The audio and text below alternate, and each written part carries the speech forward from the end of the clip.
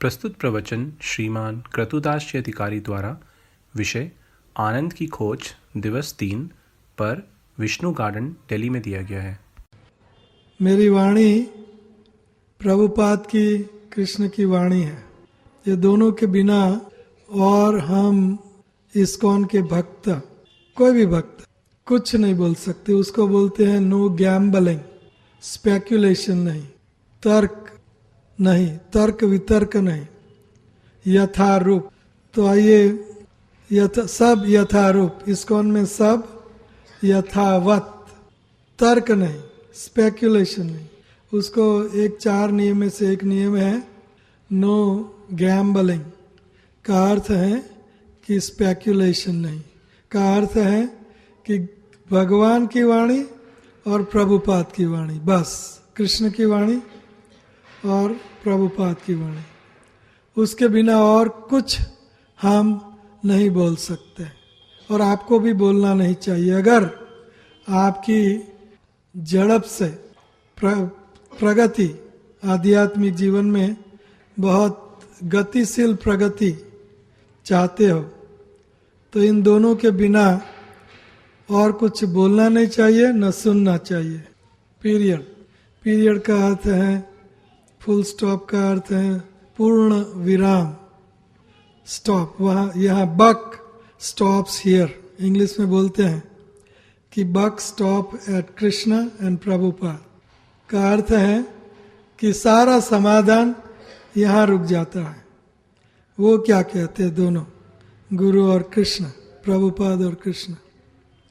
आइए, बहुत कुछ कहना है लेकिन आज की कथा शुरू करते हैं। बहुत कुछ कवर भी करना है।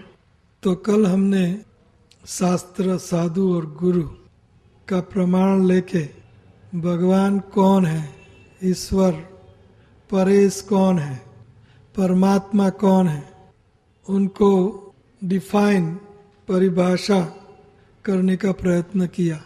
ये तीनों सबसे बड़े प्रमाण हैं, शास्त्र, साधु और गुरु। ये तीनों का यस व्हाट, उसको बोलते हैं एब्सोल्यूट ट्रुथ। का अर्थ है ध्रुव सत्य। ये तीन, शास्त्र, साधु और गुरु, ये तीनों का टिक मार्क होना चाहिए। एक का नहीं होगा तो नहीं चलेगा, एक साधु का भी नहीं होगा नहीं चलेगा, एक गुरु का भी नहीं होगा नहीं चलेगा। जगत में जितने भी गुरु हैं, चाहे वो दुर्गा, सत्या, सावित्री, गायत्री के गुरु हो, शंकर भगवान के गुरु हो, शंकर भगवान की ओर ले जाने वाले गुरु हो, या विष्णु, कृष्ण, राम, नारायण, या तो दूसरे, ये तीनों के बिना दूसरे जो गुरु हैं उनकी तो गिनती ही नहीं है, उनको तो गुरु कह ही नहीं सकते। इसमें निराकारवादी भी आ गए और शून्यवादी गुरु नहीं हो सकते। भगवान को जो शून्य मानते हैं, तो सब गुरुओं का वोट चाहिए, सब साधुओं का वोट चाहिए और सब शास्त्रों का वोट चाहिए, तो वो भगवान बनते हैं। तो भगवान की परिभाषा है जन्म आदि यस्य अतः। जन्म आदि, जन्म जिसमें से सब कुछ आता है, उद्गम स्थान जिसमें से सब कुछ उद्गम होता है, जो सबका स्रोत है, मूल है, कारण है। तो एक जन्म, आदि का अर्थ है स्थिति, सृष्टि का पालन, स्थिति। तो पालन भी वो करता है और पैदा भी वो करता है। इतना ही नहीं, लेकिन अंत में सब कुछ अपने में समा लेता है, उसको बोलते हैं विसर्जन। सृष्टि, स्थिति, प्रलय, ये तीनों जो करते हैं उनको बोलते हैं भगवान। तो अम्बा भी करती है, दुर्गा, लेकिन माँ भी करती है, बच्चे को जन्म देती है, जाया, लेकिन पिता कोई और होता है। दुर्गा ये सृष्टि, स्थिति, प्रलय, साधन, शक्ति रेखा, छाएव यस्य भुवनानि विभूति दुर्गा, लेकिन क्या करते हैं, इच्छानुरूपम अपि यस्य च चेष्टतेषा गोविंदमादि पुरुषम तमहम भजामि। दुर्गा श्री कृष्ण की चेष्टा से वो सृष्टि स्थिति प्रलय करती हैं। वो सेकंडरी, मतलब कि दूसरे, पहले सृष्टि स्थिति प्रलय करने वाले भगवान श्री कृष्ण हैं, बाद में वो सेकंडरी क्रिएटर है। ब्रह्मा भी सृष्टि करते हैं। आपको पढ़ाया गया हिंदुइज्म में कि ब्रह्मा से सृष्टि होती है, विष्णु पालनहार और शिव संहार करते हैं। लेकिन ये तीनों सेकंडरी है, secondary creator. Brahma secondary creator का अर्थ है कि बीज प्रद पिता, पिता जब बीज प्रद करता है तो माता जननी जन्म देती है। तो ये समझना बहुत जरूरी है कि ओरिजिनल जो मूलभूत एक जो भगवान है, ईश्वर है, वो है कृष्ण। ऐसा ब्रह्मा भी कह रहे हैं, ईश्वर परमः कृष्ण सत चित आनंद विग्रह अनादिर आदिर गोविंद सर्व कारण कारणम। सब कारणों के कारण कृष्ण है, परमेश्वर कृष्ण है। ईश्वर परम कृष्ण, परमेश्वर कृष्ण है और वो सर्व कारणों का कारण है। न तत्स्य कार्यम कारणम च विद्यते न सम अधिगच्छते। उसके ऊपर कोई नहीं, उनके बराबर कोई नहीं। तो यह है कृष्ण, ब्रह्मा कह रहे हैं। और शंकर भगवान भी यही कहते हैं। ब्रह्मा शंकर भगवान के लिए कहते हैं कि गोविंद ये शंकर का मूल कारण है। यथा दधि विकार विशेष योगात संजायते नहीं तथा पृथक अस्ति हेतु यम शंभु इस शंकर यम शंभुताम तथा समुपेति कार्यात गोविंदमादि पुरुषम तमहम भजामि। शंभु शंकर भगवान ये दही है, लेकिन दही दूध में से रूपांतरित होता है, रूपांतरित। वो दूध है गोविंद आदि पुरुषम तमह भजामि। गोविंद यथा दधि विकार विशेष योगात संजाय, विकार होता है दूध का, जब विकार होता है दही बनता है। इसी तरह एनाइलेशन, सृष्टि का विसर्जन के लिए शंकर भगवान श्री कृष्ण शंकर बनते हैं, विकार होता है शंकर बनते हैं। भगवान श्री कृष्ण को ये सब करने की जरूरत नहीं है। अगर वो करने बैठे तो वो भगवान नहीं कहलाएंगे। वो अपने विस्तार से सब कुछ करते हैं। ब्रह्मा, शंकर, अम्बा, दुर्गा, सत्या, सावित्री, 33 करोड़ उनके प्रतिनिधि हैं, देवताएं। देवताएं 33 करोड़ हैं। तो ये सब 33 करोड़ देवताएं भगवान श्री कृष्ण के भक्त हैं, देवी देवता हैं। विष्णु भक्त भवेत् देव, विष्णु के जो भक्त हैं उनको कहते हैं देव। अगर वो देव विष्णु का, कृष्ण का भक्त नहीं है तो वो राक्षस है, वह आसुर यस्य विपर्जय। विष्णु भक्त भवेत् देव, आसुर, असुर, राक्षस, विपर्जय, उल्टे। अगर वो अभक्त है तो वो राक्षस है। तो 33 करोड़ देवी देवताएं भगवान द गॉड नहीं है, परम ईश्वर नहीं है। ईश्वर जरूर है लेकिन परम ईश्वर नहीं है, परमेश्वर नहीं है। देवी देवताएं को ईश्वर कह सकते हो, हम भी ईश्वर हैं। ईश्वरो हम इसलिए तो इधर आए। ईश्वरो अहम भोगी, मैं ईश्वर हूं, मैं भोगी हूं। सिद्धो, मैं सिद्ध हूं, बलवान हूं, सुखी हूं। ये मेंटालिटी, ये हमारा स्वभाव, उसके लिए हम ये भौतिक जगत में फेंके गए। ये मेंटालिटी ईश्वर। तो ईश्वर एकलो, ईश्वर कृष्ण, आर सब भृत्य, आर इच्छाए नाचिया भाई, तारे करे नृत्य। एकलो ईश्वर कृष्ण ही है और सब देवी देवताएं और कृष्ण के अवतार। कृष्ण के कई अवतार हैं। हिंदुइज्म में पढ़ाया गया है कि 10 अवतार हैं, 24 अवतार हैं। गलत। मुख्य अवतार आप ये जानते हो, लेकिन भगवान श्री कृष्ण के अनगिनत अवतार हैं। सरसी मतलब झील में, तालाब में, सर में सरसी, जितनी रिपल, जितने वेव्स आते हैं, मोजा जो वेव्स आते हैं, लहरें आती हैं, इतने श्री कृष्ण के अवतार हैं। और कितनी लहरें आती हैं? अनगिनत। तो भगवान के अवतार अनगिनत हैं। तो ये सब अवतार भी, ये कृष्ण इनका स्रोत है। आध्यात्मिक जगत में भी हर वैकुंठ लोक में, वैकुंठ लोक कई हैं प्लैनेट्स, और हर वैकुंठ लोक में एक अवतार रहता है मुख्यतः। और कितने वैकुंठ लोग हैं? अनगिनत। ये सब अवतार दिखाए, मच्छा अवतार, कच्चा अवतार, बुद्धा अवतार, कल्कि अवतार आखिरी में, और वामन अवतार, और नरसिंह अवतार, वराह अवतार वगैरह वगैरह।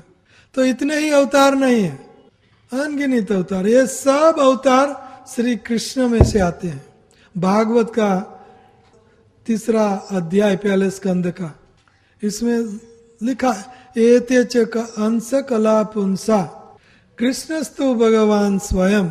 ये सब अवतार, हमने व्यास मुनि कहते हैं कि ये सब अवतार जो मैंने गिनाए, ये सब अवतार श्री कृष्ण के कला है, और कला की कला है। पोर्शन, पार्ट के पार्ट, कला के कला की कला। जैसे चंद्र की कला होती है, 14 दिन में अलग अलग प्रमाण चंद्र का दिखाई देता है, कलाएं हैं। उसी तरह श्री कृष्ण की कलाएं, ये सब अवतार है। एते च अंश कला पुंसा कृष्णस्तु भगवान स्वयं। लेकिन कृष्णा अवतार नहीं है, कृष्णा अवतारी है। कृष्णा सब अवतारों का स्रोत है, मूल है, कारण। कृष्ण के बराबर कोई नहीं, कृष्ण के ऊपर कोई नहीं। असम ऊर्ध्व, वेद वाक्य, असम ऊर्ध्व, उनके ऊर्ध्व ऊपर कोई नहीं, असम उनके बराबर कोई नहीं। आप शास्त्र की दृष्टि से देखोगे तो शास्त्रों में हर जगह खुले आम लिखा। भगवत गीता में तो हर चैप्टर में भगवान कहते हैं मतः परतरम न अन्यत। इससे स्पष्ट और आपको कहाँ प्रमाण मिलेगा? भगवान खुद कहते हैं मेरे से ऊपर कोई नहीं, मतः परतरम न अन्यत, न अन्य।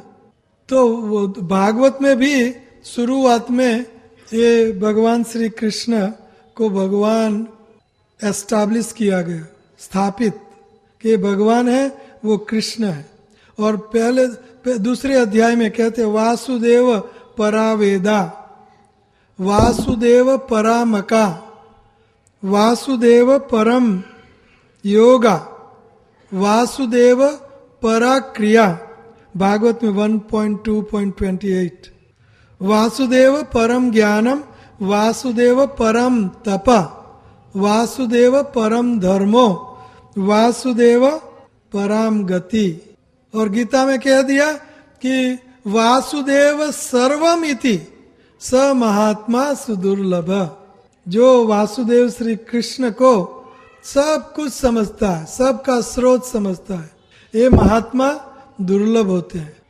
अगर आप समझोगे कि वासुदेव श्री कृष्ण ही भगवान है, उनके ऊपर कोई नहीं, बराबर कोई नहीं, वासुदेव सर्वम। ध्यान दो, वैष्णव ये डिस्क्रिमिनेशन करते हैं, अच्छा बुरा जांच करने की शक्ति, जो डिस्क्रिमिनेशन। क्या डिस्क्रिमिनेशन? कि Krishna is everything but everything is not Krishna. भगवान श्री कृष्ण इज एवरीथिंग, सब कुछ भगवान कृष्ण है। इसका मतलब यह नहीं कि सब कुछ भगवान बन गए। God is everything but everything is not God. तो वासुदेव परा वेदा, वासुदेव परामका, वासुदेव परा योगा, वासुदेव परा क्रिया, वासुदेव परम ज्ञानम, वासुदेव परम तप, वासुदेव परो धर्मो, वासुदेव परा गति। सब कुछ वासुदेव सर्वमिति स महात्मा। ऐसा जो समझ लेते हैं, ऐसे महात्मा बहुत दुर्लभ होते हैं। सब खिचड़ो करेंगे।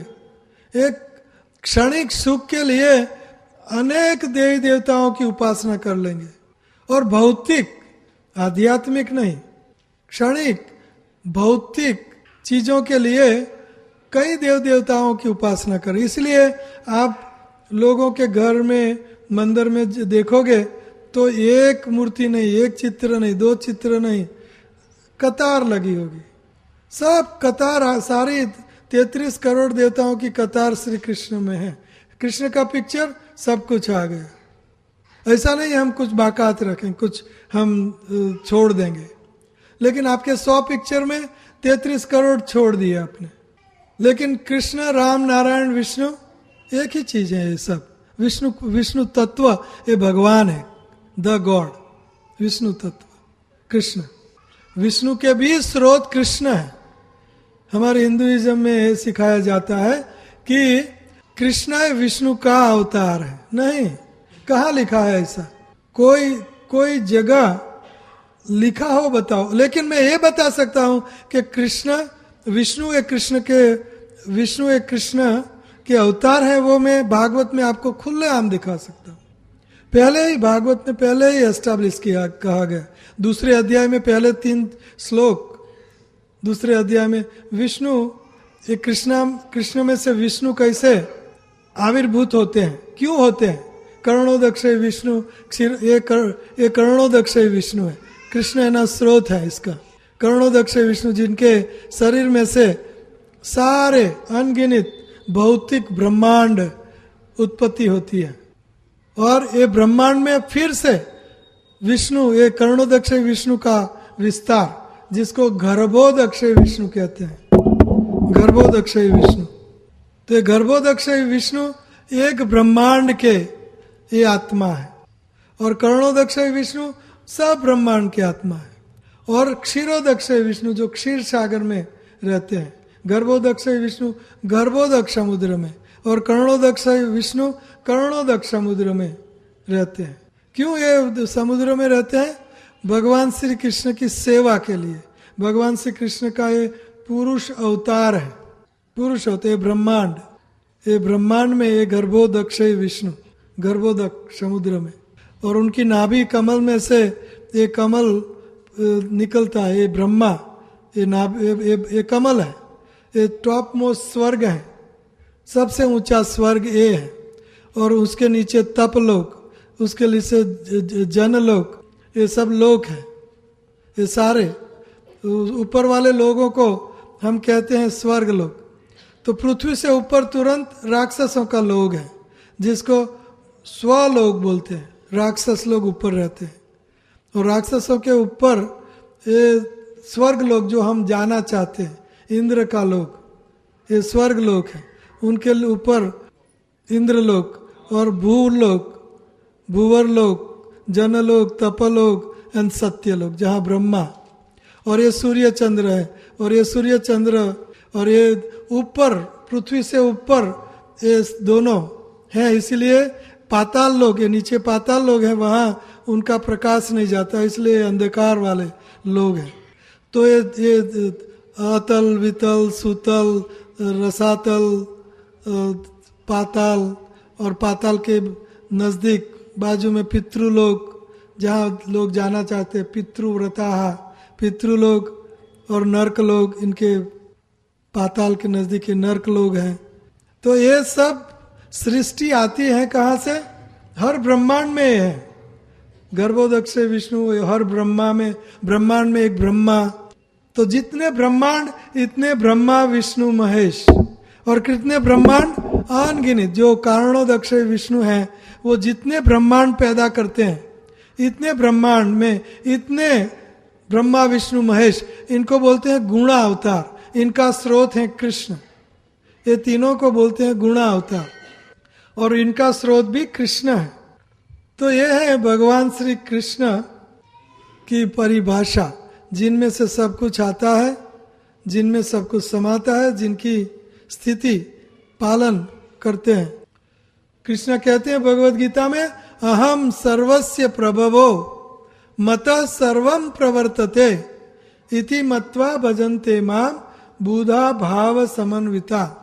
बुधा बुद्धिमान जो होगा वो ये समझेगा, क्या समझेगा कि हम सर्वस्य प्रभवो, मेरे से ही ये सब सृष्टि होती है, मेरे से, कृष्ण से। अहम सर्वस्य प्रभवो मता सर्वम प्रवर्तसे, तो और मेरे से ही ये सब का पालन पोषण होता है, ऐसा सो समझेगा, वो है बुद्धिमान। तो ये कृष्ण की परिभाषा कि भगवान द गॉड कौन है।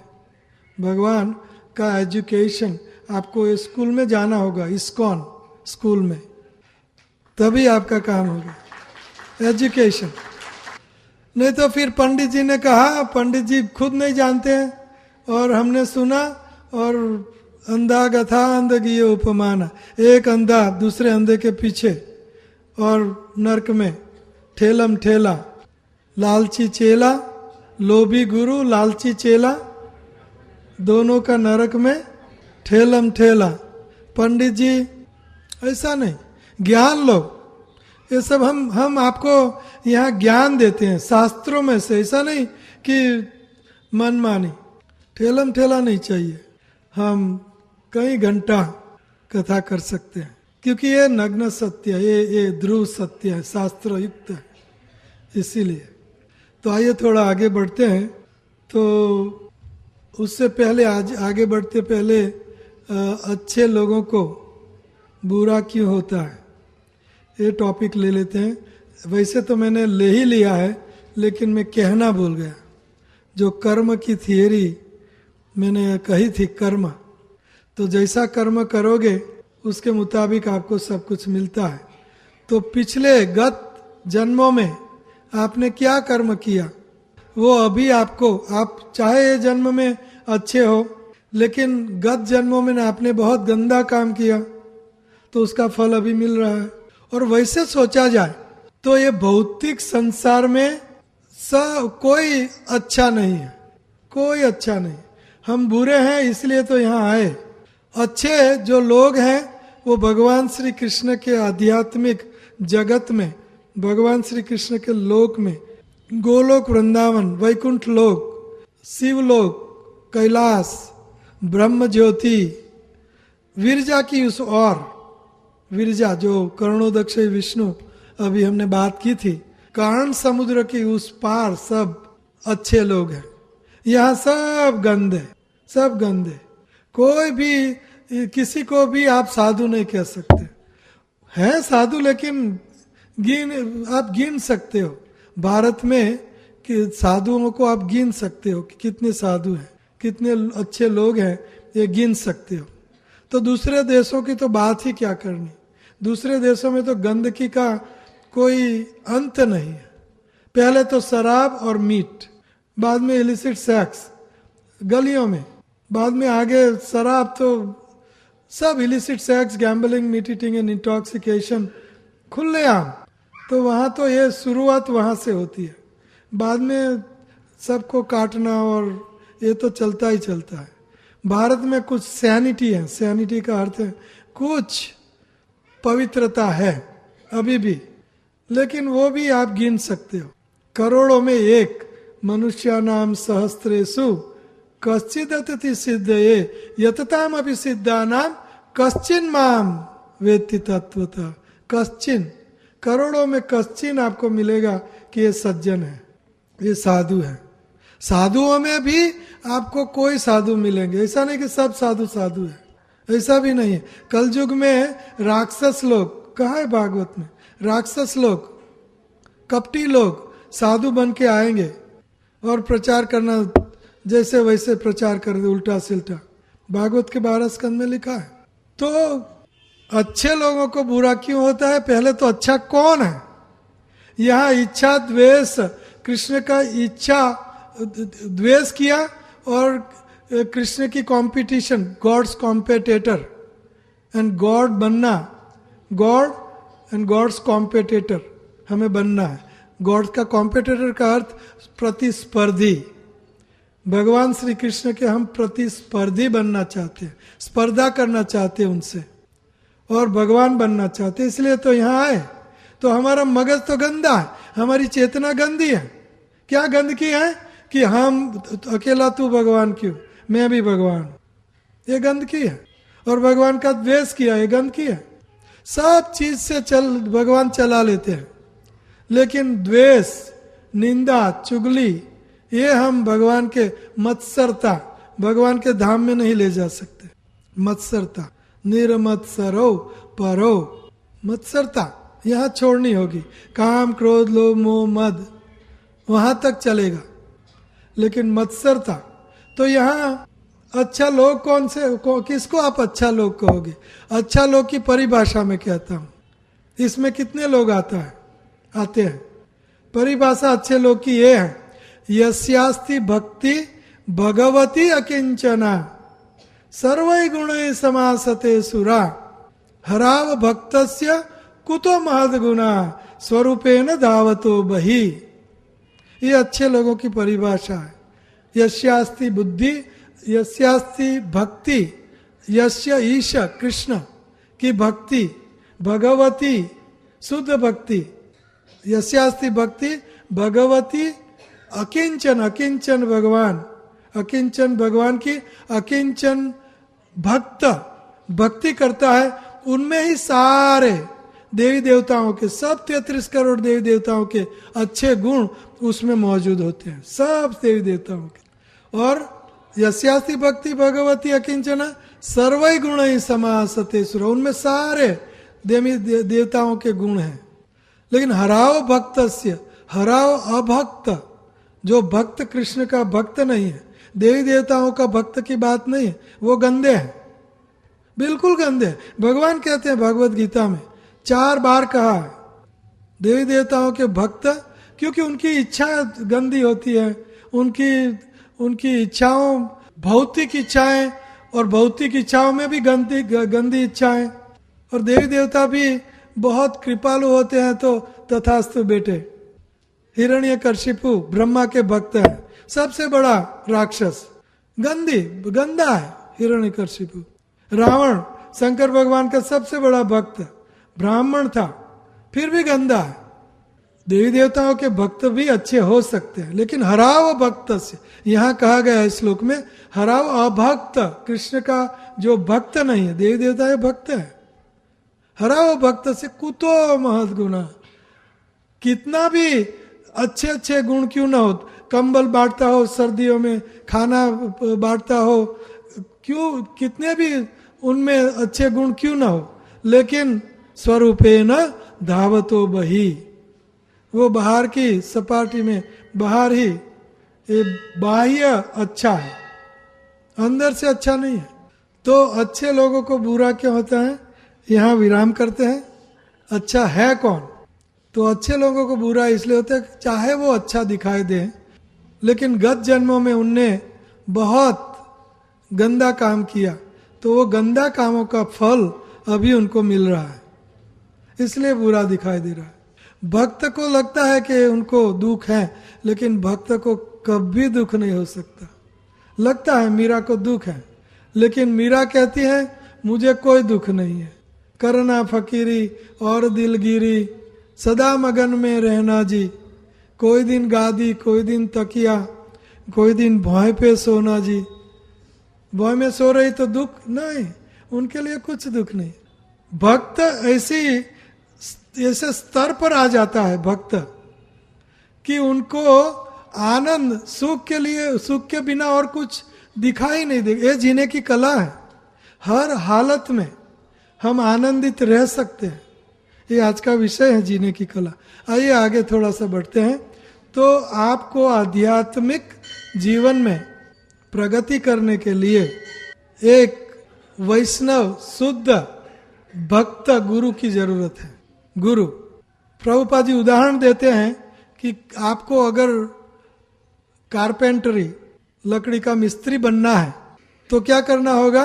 लकड़ी के मिस्त्री के पास काम, उनके नीचे काम करना होगा और सब कुछ सीखना होगा, रंदा लगाना या कैसे जोड़ना, खिली, hit the nail, how to hit the nail.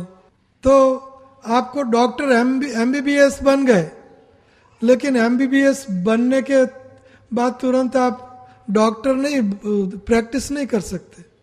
कोई डॉक्टर के नीचे काम करना होगा, इंटेंशनशिप बोलते हैं उनसे, कोई हॉस्पिटल में इंटेंशनशिप करनी पड़ती है।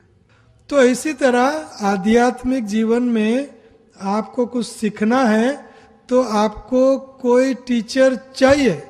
इसलिए भगवान कहते हैं गीता में 4 अध्याय में 34 श्लोक, तद विद्धि प्रणिपातेन परिप्रश्नेन सेवया उपदेक्ष्यन्ति ते ज्ञानम ज्ञानिनस् तत्वदर्शिन। तत्वदर्शिन, जिसने तत्व श्री कृष्ण का दर्शन किया है वो ज्ञानी। तद विद्धि, वो विधि, भक्ति की विधि, जीने की कला की विधि, तद विद्धि प्रणिपातिन, वो सीखनी है तो सबसे पहले गुरु को प्रणिपात, पहले न्योछावर करो, अपनी जात को न्योछावर करो, नहीं कि अपने घर को, वो उनमें उनके साथ आपको न्योछावर करना होगा, सब साथ। ऐसा नहीं कि मैं आ गया गुरुदेव और सब कुछ पीछे छोड़ के। तद विधि प्रणिपात, पहले प्रणिपात न्योछावर, परिप्रश्नेन, बाद में उनको प्रश्न करो, सेवया, उनकी सेवा करो, गुरु की सेवा करो। ये 3 शिष्य की लायकातें हैं। ऐसा नहीं कि मेरा रोग मिटा दो, मुझे पैसा मिल जाए, मुझे पत्नी मिल जाए, मुझे पति मिल जाए, मुझे पुत्र मुझे पुत्री मिल जाए। नहीं, ये गुरु का बिजनेस नहीं है। ये बिजनेस आप कोई देवी देवताओं के साथ कर सकते, क्योंकि देवी देवताओं आपको दे सकते हैं ये सब, क्योंकि वो इंचार्ज, भगवान ने, कृष्ण ने देवी देवताओं को इनका इंचार्ज बनाया है, देवी देवताओं को, वो आपको दे सकते हैं। गुरु का बिजनेस नहीं है। गुरु का बिजनेस है आपको भगवान की पहचान कराए, भगवान के पास ले जाए, भगवान के पास जाने के लिए वो अभिधेय बताए कि जाने के लिए आपको क्या करना होगा। शिक्षा देने के बिना कान में मंत्र फुकवा लिया, कान फुकवा लिया, मेरे गुरु है, हो गया काम, नहीं, गलत है। गुरु का अर्थ है शिक्षा, वो सिखाएगा आपको। प्रभुपाद जी हमें सिखाते हैं, उनकी वाणी से, उनके तात्पर्य से प्रभुपाद जी सिखाते हैं। तो तद विधि प्रणिपाते न परिप्रश्ने न सेवया उपदेशन्ति ते ज्ञानम ज्ञानिनस् तत्वदर्शिन। अभी तो शिष्य को कोई गुरु कहे कि ये करो बेटा, तो कुछ और करेगा, ये करो तो कुछ मनमानी करेंगे। मैं सच्चा हूं, मेरी तरह गुरु बोले तो मेरा गुरु, मैं गुरु बना सकता हूं।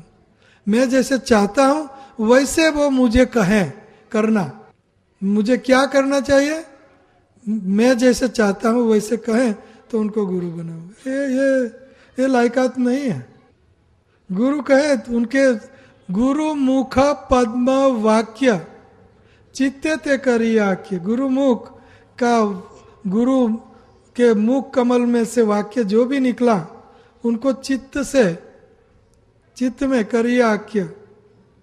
आरना नहीं आशा, मुझे और कोई आशा नहीं है। तो ये गुरु को क्यों, तस्मात् गुरुम प्रपद्येत, श्रीमद् भागवतम 11:321। तस्मात्, इसीलिए, क्यों तस्मात् का अर्थ है हमें ये भौतिक संसार से छूटना है, हमें आध्यात्मिक ज्ञान लेना है, इसीलिए तस्मात् गुरुम प्रपद्येत श्रेयो जिज्ञासु उत्तमम शब्दे परे च निष्णातम ब्रह्मणि उपश्रमाश्रय तस्मात् गुरुम प्रपद्येय। इसलिए प्रपत्ति, अगेन सेम वर्ड, एक ही शब्द, प्रपद्येत। तस्मात्, इसीलिए गुरु प्रपन्न का अर्थ है समर्पित। गुरु को समर्पण करो पहले, प्रपन्न। तद विधि प्रणिपातेन, यहां तस्मात् गुरुम प्रपद्येत न्योच, पहले आप शरणागति स्वीकारो गुरु की।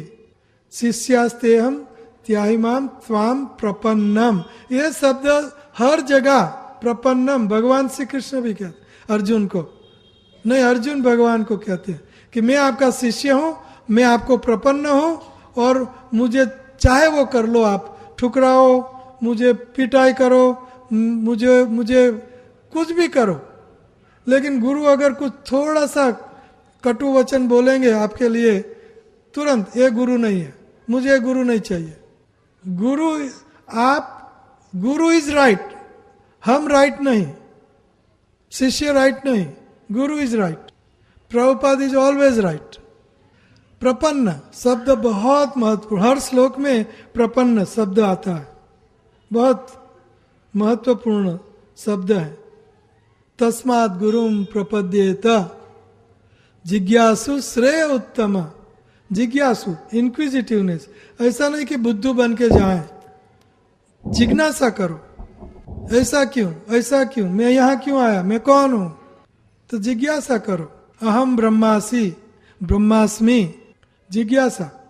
Now let's inquire who am आई।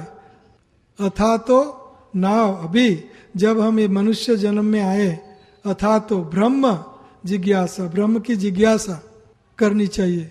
ये जिज्ञासु का अर्थ है ब्रह्म की जिज्ञासा। ये नहीं ब्रह्म जिज्ञासु की वेर इज फूड, क्या चिरिप चिरिप चिरिप चिरिप चिड़िया भी है सुबह, कहाँ है फूड, कहाँ है, चुगने का कहाँ है, खाने का कहाँ है, ये जिज्ञासा नहीं, ब्रह्म की जिज्ञासा, कृष्ण की जिज्ञासा।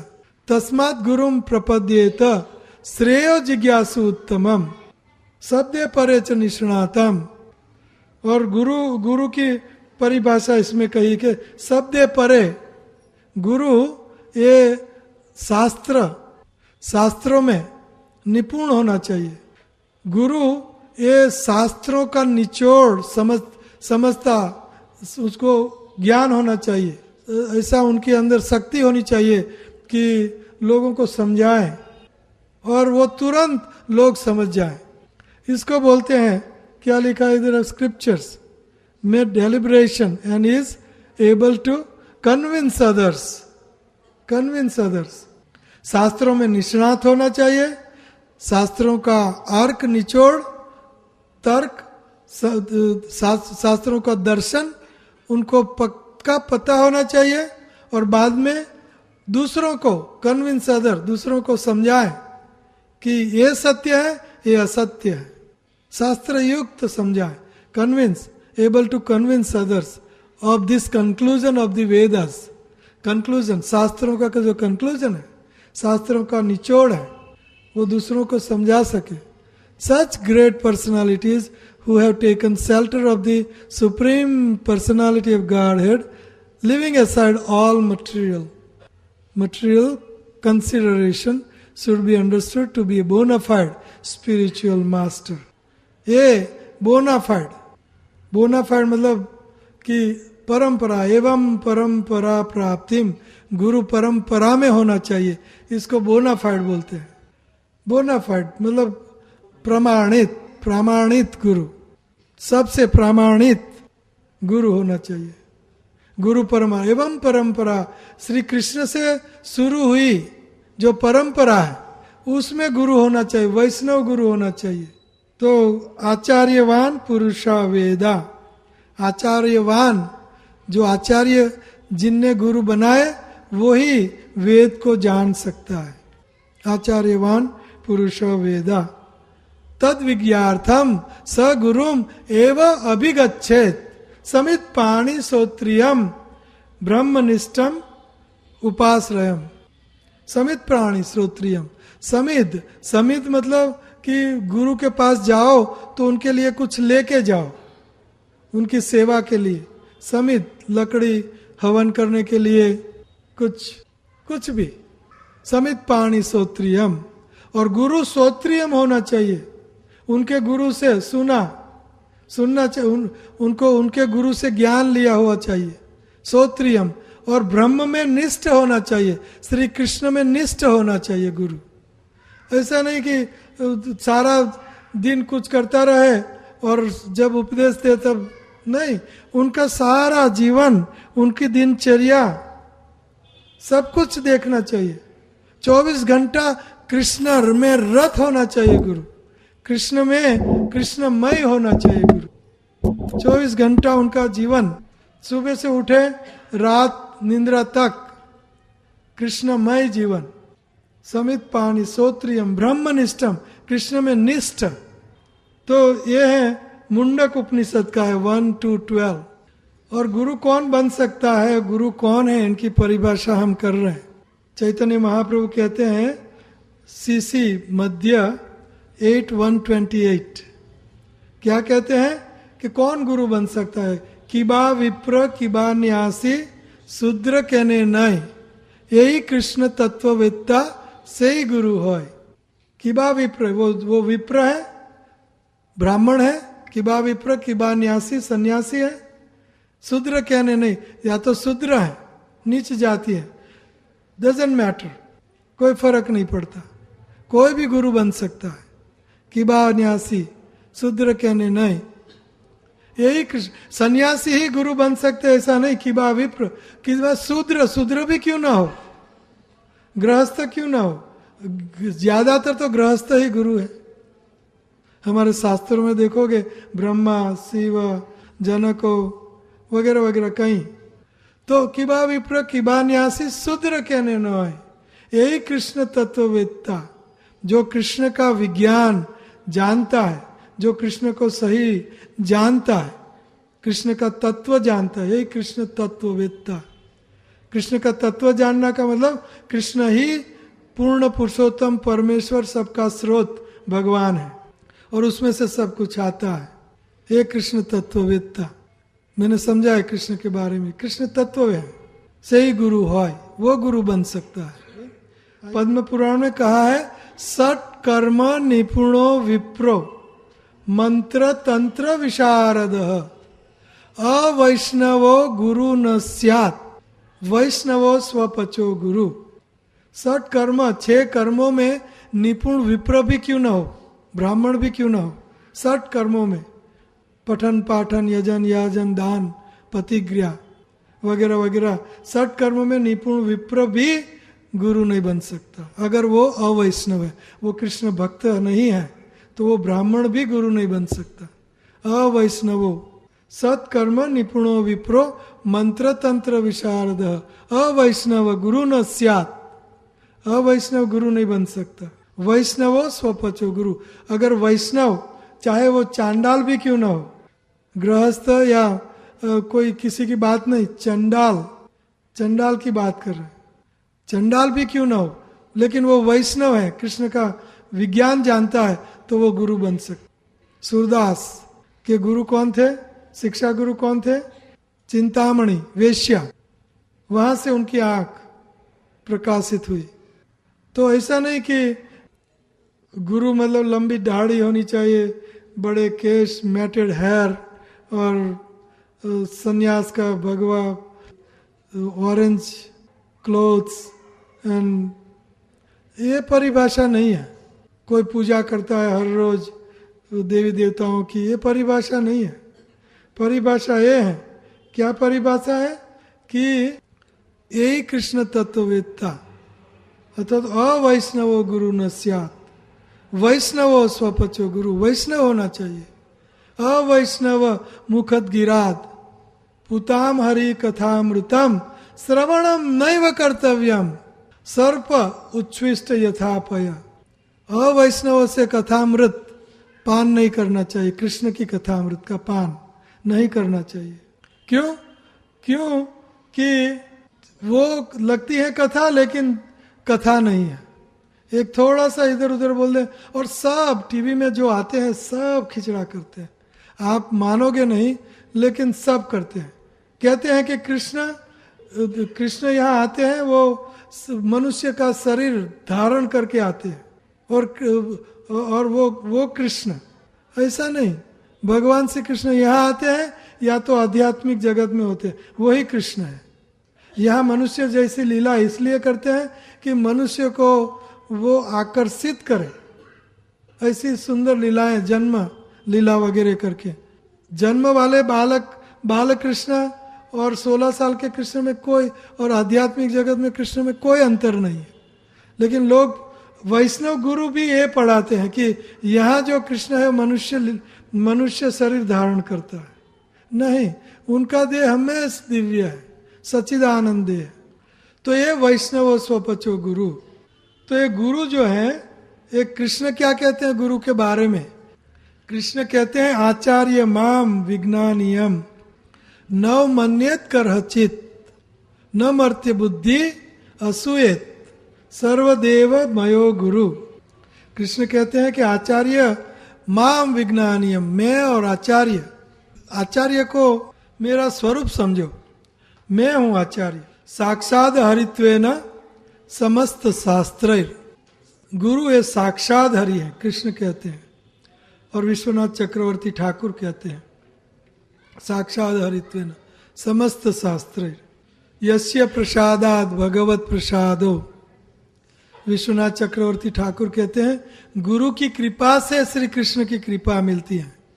ये कृष्ण कह रहे हैं एक्चुअली, गुरु की कृपा से साक्षात हरित्वेन समस्त शास्त्र। तो आइए थोड़ा आगे बढ़ते हैं, परिभाषाएं कई कर सकते हैं, लेकिन ये गुरु, ऐसा गुरु आपको भगवान श्री कृष्ण के पास ले जा सकता है। अगर गुरु मध्यम अधिकारी भी क्यों ना हो, वो गुरु बन सकता है। क्यों? कि आगे वाली परंपरा बलवान है और वहां वो उनका लिंक है।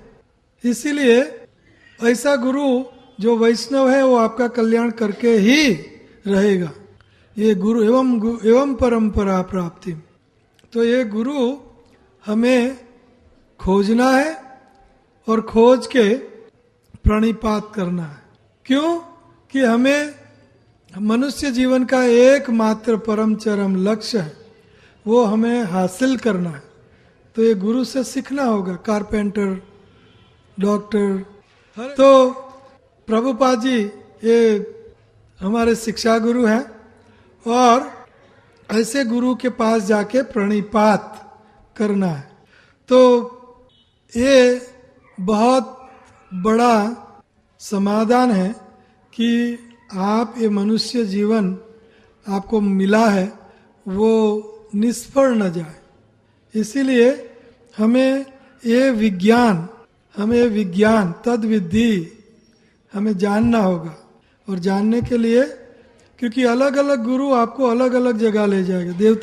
देवी देवताओं का फॉलोअर है तो वो देवी देवताओं के पास ले जाएगा। ब्रह्म ज्योति का है तो ब्रह्म लीन कराएगा अकेलेपन में। और अगर वो निराकारी हैं तो आपको भी निराकार बनाएगा, भगवान को भी निराकार बताएगा और आपको ब्रह्म ज्योति में इधर उधर भटकाएगा। गुरु, भगवान श्री कृष्ण कहते हैं गुरु के बारे में, सुंदर कहते हैं। ये कहते हैं कि गुरु is a captain, Guru captain है आपकी शिप। नृदेह आद्यम सुलभम दुर्लभम। नृदेह, ये नर का देह, मनुष्य का देह बहुत दुर्लभ है, अति दुर्लभ है। कहीं कहीं चक्कर काट के 84 लाख योनियों के अनगिनित चक्कर काट के हम ये दिल्ली में हमारा मनुष्य जन्म मिला। तो ये दुर्लभ, अति दुर्लभ मनुष्य। नृदेह आद्यम सुलभम दुर्लभम, बहुत दुर्लभ ऐसा मनुष्य जन्म हमें मिला। तो भगवान कहते हैं कि उसको निष्फल न जाए, इसलिए गंभीरता से लो। क्या कहते हैं? सुलभम दुर्लभम प्लवम सुकल्पम गुरु कर्णधार। ये मनुष्य शरीर ये जहाज है, ये सागर से तैरने के लिए बड़ा जहाज है मनुष्य शरीर। पशु पंछी योनियों में आपका काम नहीं हो सकता, मनुष्य योनि ही जहाज है। प्लवम सुकल्पम। और गुरु कर्णधार। गुरु क्या है? कर्णधार, कैप्टन, ड्राइवर, वो जहाज को चलाने वाला। तो ये आपका जहाज अगर चलाने वाला कुछ और दिशा में ले जाए, जाना है श्री कृष्ण के पास और ले जाएगा नरक में, स्वर्ग में, ब्रह्म ज्योति में, निराकार में, देवी देवता 33 करोड़ देवी देवताओं के पास भौतिक इच्छाओं की पुष्टि के लिए वहां ले जाएगा। तो ऐसा गुरु आपको भटकाएगा, ये हमें नहीं चाहिए। वैष्णवो स्वपचो गुरु, यही कृष्ण तत्ववेत्ता से ही गुरु है, ये गुरु है। एवं परंपरा प्राप्तिम, इसमें परंपरा में जो गुरु आया है वो साक्षात हरित्वेन, वो गुरु साक्षात हरि है। और वो गुरु का प्रसाद से हमें भगवत प्रसाद मिलता है। तो ध्यान से सुनो, ये आधा घंटा ये आपके जीवन की पराकाष्ठा, ये आधा घंटा आपने जो अभी तक जिया उनका ये फल है। ये आधा घंटा ध्यान से सुनो, अगर सुन के आप जीवन में उतारोगे तो आपका जीवन धन्य हो जाएगा, नहीं तो शून्य हो जाएगा। तो हम जीने की कला, ये नृदेह आद्यम सुलभम दुर्लभम प्लवम सुकल्पम गुरुकर्णधारम मया अनुकूले नभस्वता ईडितम पुमान भवाद्यम न तरेत स आत्महना। जो और प्लवम सुकल्पम गुरुकर्णधारम और मया अनुकूले नभस्वता ईडितम। ये जहाज चलता है किससे? धक्का कुछ लगाना, मशीन धक्का लगाता है जहाज को, तब जहाज चलता है। तो पहले के जमाने में ये वायु से जहाज चलता था। तो अनुकूले नभस्वता वायु। तो वायु ये कौन है? भगवान श्री कृष्ण की शिक्षाएं। ये शिक्षाएं भगवान श्री कृष्ण की जो शिक्षाएं हैं ये है नभस्वता, ये वायु है चलाने वाला। तो ये तीनों चीज हमें चाहिए, ये जीने की कला है। ये तीनों चीज हमें चाहिए। एक चीज कम होगी तो आपका जहाज जहां डेस्टिनेशन, जहां जाना है, जहां ले जाना है वहां नहीं जाएगा। चाहे वो घूमता रहेगा, या तो गुरु कहीं दूसरी दिशा में ले जाएगा, या तो जहाज ही अच्छा नहीं होगा, पशु पंछी योनि होगी। तो ये तीनों इंटैक्ट चाहिए। क्या तीन चीज चाहिए? एक तो मनुष्य का शरीर चाहिए, जहाज। दूसरा भगवान श्री कृष्ण की शिक्षाएं चाहिए, भगवत गीता और भागवत वगैरह शिक्षाएं, जिसको वायु कहेंगे। और तीसरा कैप्टन। कैप्टन नहीं होगा तो कैप्टन कौन है? गुरु। गुरु कौन है? वैष्णव परंपरा में वो गुरु है। ये गुरु है हमारे ओरिजिनल व्यासदेव गुरु है, ओरिजिनल गुरु। व्यास पीठ बोलते हैं इसको।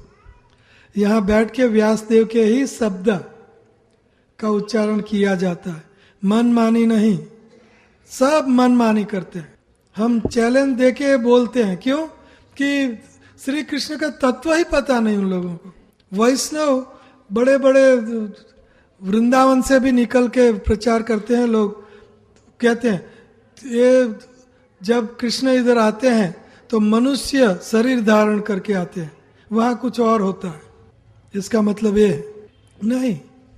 तो फिर से ध्यान दो, तीनों चीज आपको चाहिए, मनुष्य शरीर, गुरु कर्णधार और तीसरा भगवान श्री कृष्ण की शिक्षाएं, वायु, अनुकूल वायु। ये तीन हो तो आपका जहाज किनारे पे लगेगा। आपका बेड़ा जहां पार होना है वो पार हो जाएगा। नहीं तो ये जहाज आपका इधर उधर भटक, ड्राइवर नहीं होगा तो उधर उधर कहीं और भटकता रहेगा। अगर वायु नहीं है, कृष्ण की इंस्ट्रक्शन नहीं है, तो वो जहाज वहां ही वहां खड़ा रहेगा। कैप्टन क्या करेगा? जहाज क्या करेगा? और वायु है और कैप्टन है, जहाज नहीं है, मनुष्य योनि नहीं है, तो क्या करोगे? तीनों चाहिए तो आपका कल्याण हो सकता है। पुमान भवाब्धिम न तरेत आत्महना। ये तीन चीजें मिलने पर भी अगर कोई अपना जहाज पार नहीं लगाता तो वो आत्महत्यारा है। मनुष्य शरीर मिला लेकिन गुरु ऐसा वैष्णव न मिला, और भगवान श्री कृष्ण की शिक्षाएं आपने गुरु से पढ़ी नहीं, एज इट इज, यथावत यथारूप, तो जहाज नहीं, आपका बेड़ा पार नहीं होगा। तो तीनों चीजें चाहिए हमें। आइए यही आज के जीने की कला ये है कि वैष्णव गुरु को ढूंढो, ये जीने की कला है। और भगवान श्री कृष्ण की ही शिक्षाएं भागवत यथारूप, भागवत गीता यथारूप, ये प्रभुपाद जी की पढ़ो शिक्षाएं। तो ये जीने की कला है, जीने की कला।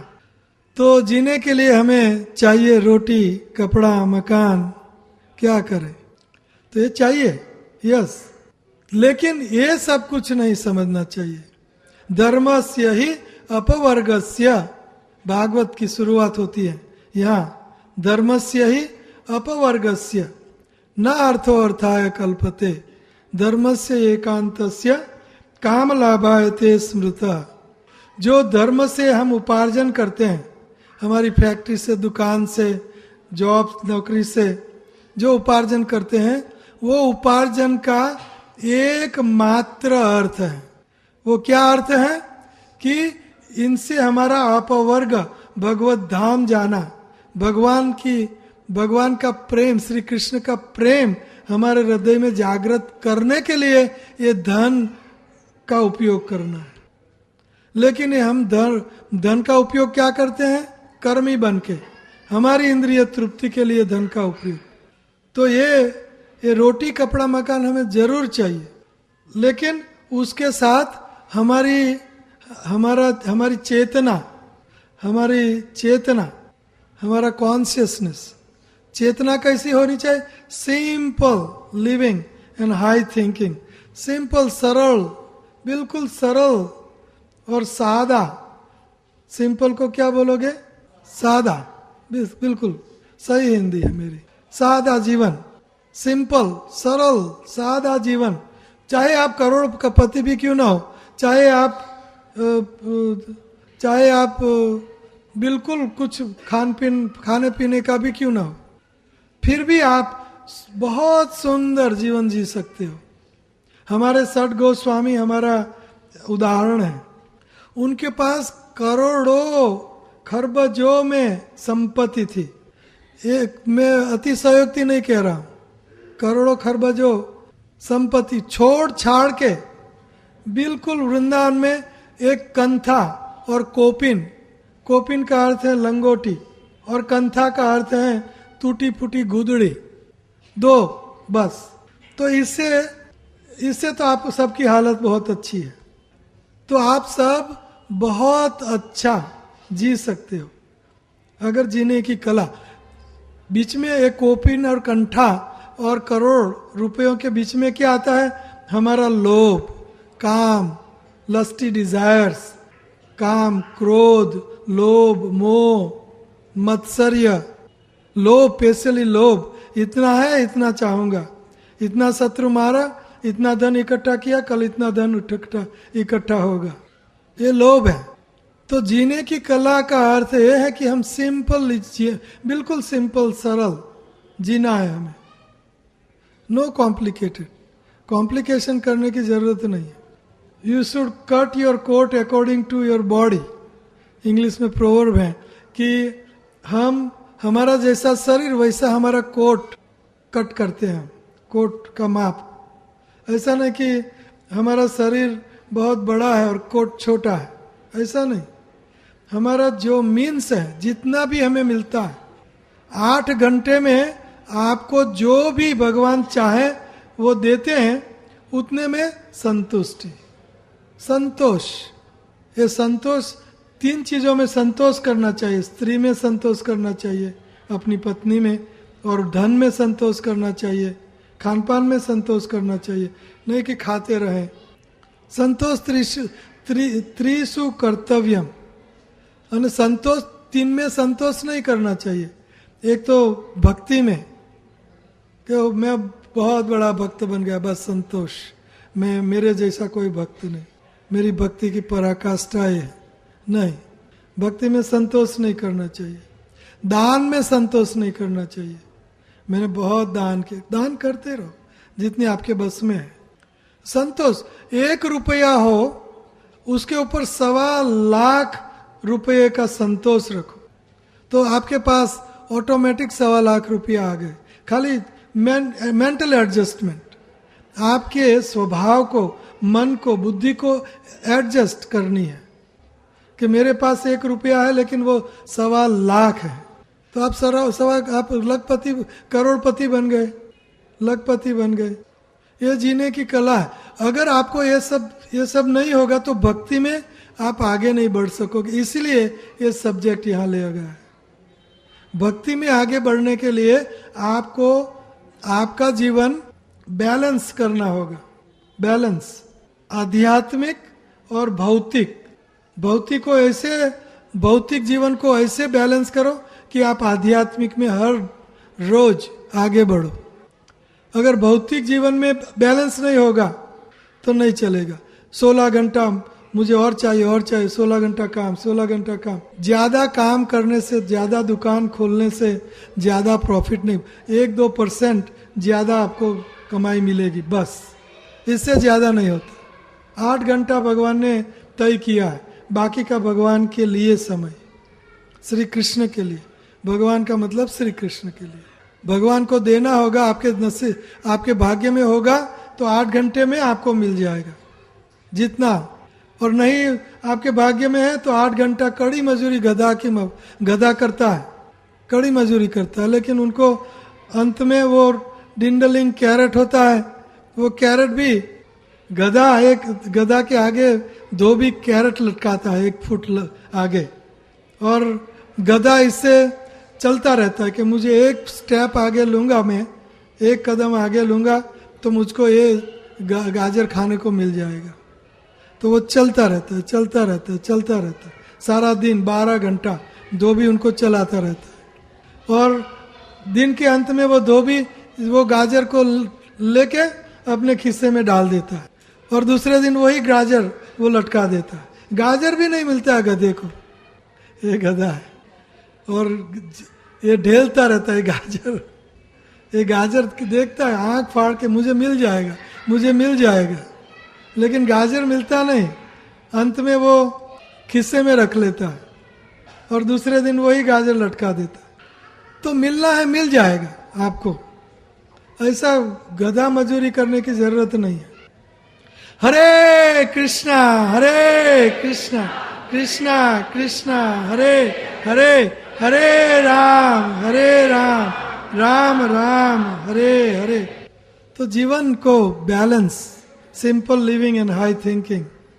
दूसरी चीज है कि घर में झगड़ा नहीं होना चाहिए, पति पत्नी में राग होना चाहिए, वहां लक्ष्मी जल्दी आती है। पत्नी घर की लक्ष्मी है, गृह लक्ष्मी बोलते हैं।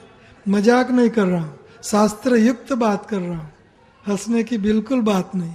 घर की लक्ष्मी गृह लक्ष्मी है, और जहां गृह लक्ष्मी के साथ पति पत्नी का मेल जोल है वहां लक्ष्मी खींचती हुई आ जाएगी, क्योंकि ये घर की लक्ष्मी है। तो कलह, पति पत्नी में कलह, भक्ति नहीं होगी, आपकी भक्ति बेकार हो जाएगी। वो उनका टांग खींचेगा और वो उनके टांग खींचेगी, और घर में प्यार प्रेम, हम दूसरों को, सारी दुनिया को प्रेम कर लेंगे, लेकिन घर में पति पत्नी सास वगैरह वगैरह, घर में ही चैरिटी बिगिंस फ्रॉम होम। घर में इतना सुंदर सहयोग, सहकार, प्रेम, विश्वास होना चाहिए सबको, सब में, घर के सदस्यों में, बहुत जरूरी है। अगर ये नहीं है तो उनके ऊपर पहले काम करो, बाद में भक्ति आपकी सिद्ध होगी। ये बहुत, नहीं तो भी घर में से निकल जाओ। क्यों? हमें मनुष्य जन्म गवाना नहीं है, लेकिन पहले प्रयत्न करो। ऐसा नहीं कि हमने कहा इसलिए निकल जाए, पहले प्रयत्न करो, बहुत प्रयत्न करो कि घर में बहुत अच्छा वातावरण हो, प्रेम का साम्राज्य हो, भक्ति में बहुत मौज आएगी। ये बहुत जरूरी है, बैलेंस करना जरूरी है, जीने की कला है। तो हमारे जीवन के सबसे बड़े पहलू है जन्म, मृत्यु, बुढ़ापा और रोग, ये मिटाना है। और हमें एक काम, क्रोध, लोभ, मोह, मद, मत्सर्य आदि देविक आदि भौतिक आध्यात्मिक क्लेश, ये सब हमें सता रहे। तो उसमें निकलने के लिए हमें कोई, मतलब कि हम भवसागर में गिरे हैं, कल क्वेश्चन किया था, निकलने की दिशा दिखाई नहीं दे रही है। तो आपको चाहिए कि कोई हेलीकॉप्टर लेके सागर के बीच में आप डूब रहे हो, जहाज डूब रहा है आपका, वहाँ आए हेलीकॉप्टर लेके और आपको रस्सी गिराए और आप रस्सी को पकड़ लो, तो हेलीकॉप्टर वाला जो है आपको सागर में से खींच लेगा। तो प्रभुपाद जी कहते हैं कि हेलीकॉप्टर लेके आने वाला वो गुरु है, और जो रस्सी गिरी है वो रस्सी है गुरु की इंस्ट्रक्शन, और वो इंस्ट्रक्शन गुरु की शिक्षाएं, वो शिक्षाएं को हम पकड़ेंगे बराबर टाइट तो गुरु आपको खींच सकता है। भगवान श्री कृष्ण भगवद गीता में कहते हैं 9वां या 12th, आई थिंक 9th, कहते हैं कि तेषाम अहम समुद्धरता मृत्यु संसार सागरात भवामि न चिरात पार्थ मैया आवेशित चेतसाम। जिसका चित्त मेरे में प्रविष्ट है, जिसका चित्त कृष्ण में प्रविष्ट है, आवेशित है, जिनका चित्त कृष्ण में रहता है, तो कृष्ण उनको अंत में आते हैं, उनके जीवन के अंत में आते हैं और गरुड़ पर चढ़ के आते हैं और उनको तुरंत भवसागर से उबारते हैं और अपने धाम, निजी धाम ले जाते हैं। ये भगवान का वचन है। भगवान भगवद गीता में श्री कृष्ण हर 4 श्लोक में वचनबद्ध होते हैं। तू ये कर, तू मेरे पास आएगा, तू मेरे पास आएगा, हर 4-5 श्लोक में बोलते हैं। मेरे धाम आएगा, मुझको पामेगा, मुझे पामेगा, हर 5 श्लोक में भगवान कहते हैं अनन्य नैव योगेन माम ध्यात उपास तेषाम हम समुद्धरता मृत्यु संसार सागरात भवामि न चिरात पार्थ मैया आवेशित चेतसाम।